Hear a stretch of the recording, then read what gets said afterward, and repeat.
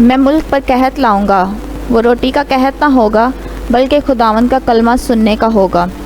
ہمارے لیے آج کی پہلی تلاوت آموس نبی کی کتاب 8 باب 4-6 9-12 آیات۔ یہ بات سنو، اے تم جو مسکینوں کو پامال اور ملک کے محتاجوں کو فنا کرتے ہو اور کہتے ہو کہ ماہ نو کی پہلی تاریخ کب گزرے گی اور ہم رسد بھیجیں، اور سبت کا دن کب ختم ہوگا کہ ہم گیہوں کے کھتے کھولیں، تاکہ ایفا کو چھوٹا کر کے اور مسکال کو بڑا بنا کر اور فریب کے ترازو سے دغا بازی کر کے مسکین کو چاندی سے اور کنگال کو چپل کے جوڑے سے خرید لیں اور گیہوں کے پھٹکن تک بھی فروخت کریں۔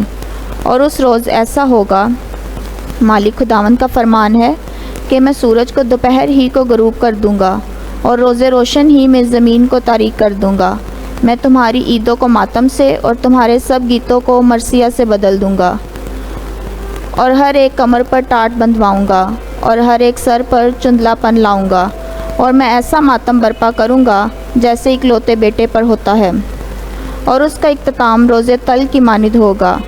دیکھ وہ دن آتے ہیں، مالک خداوند کا فرمان ہے، جن میں اس ملک پر کال لاؤں گا اور روٹی کا کال نہ ہوگا اور نہ پانی کی پیاس ہوگی، بلکہ خداوند کا کلمہ سننے کا قحط ہوگا۔